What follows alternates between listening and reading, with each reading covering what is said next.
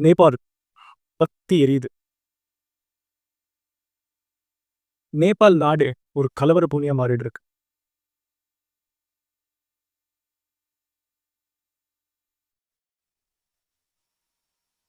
இப்ப நீங்க பார்க்க போற இந்த கிளிப்ஸ நான் நம்ம சங்கர் மூவில வர மாரி இருக்கு. ஆனா இதெல்லாம் உண்மையாவே நேபாள்ல இப்ப நடந்துட்டு இருக்கு. இதுதான் ஜென்சி ஜெனரேஷன் பண்ண ஒரு பெரிய புரட்சி. நேபாள்ல இப்போ ரைட் நவ் நம்ம கண்ணு முன்னாடி நடந்துட்டு இருக்கு.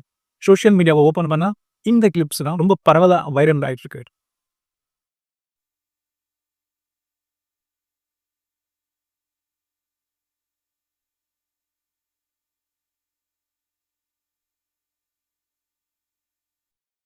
இதெல்லாம் நேபாள்ல சோசியல் மீடியா ஒரு 26 சோசியல் மீடியா ஆப்ஸ பேன் பண்றதுனால வந்துச்சுன்னு சொல்றாங்க. ஆனா, இதுக்கு ஒரு முக்கிய காரணம் என்னன்னா, கரப்ஷன். அந்த நாட்டுல இருக்கிற கரப்ஷன். நேபாள் நாட்டுல பார்த்தீங்கன்னா, ஒரு தரப்பு மக்கள் வேலைவாய்ப்பு இல்ல.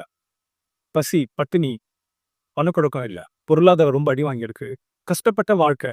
இதெல்லாம் இருக்கிறதுனால நேபாள் நாட்டு மக்கள் வேற நாட்டுக்கு போய் வேலை பண்ற நிலைமையில இருக்காங்க. இதெல்லாம் ஒரு பக்கம் இருக்கும்போது, பொலிட்டீஷியன்ஸோட பசங்க, இந்த கவர்ன்மென்ட் அஃபிஷியல்ஸோட பசங்க, அவங்கலாம் ரொம்ப செழிப்பா வாழ்ந்துட்டு இருக்காங்க.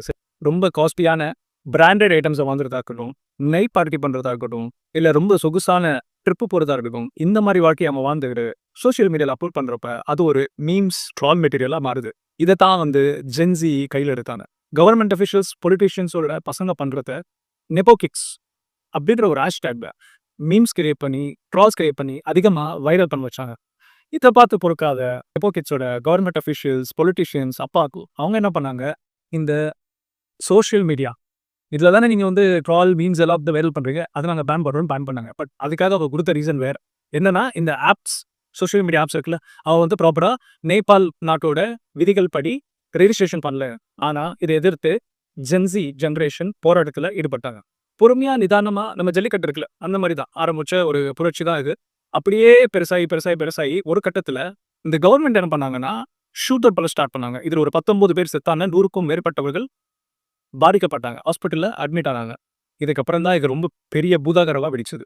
இதுக்கப்புறமா நேபாள் என்ன ஆச்சுன்னா, இந்த ஜென்ஸிஸ் கலவரத்த கையில எடுத்தாங்க. வன்முறைய கையில எடுத்தாங்க.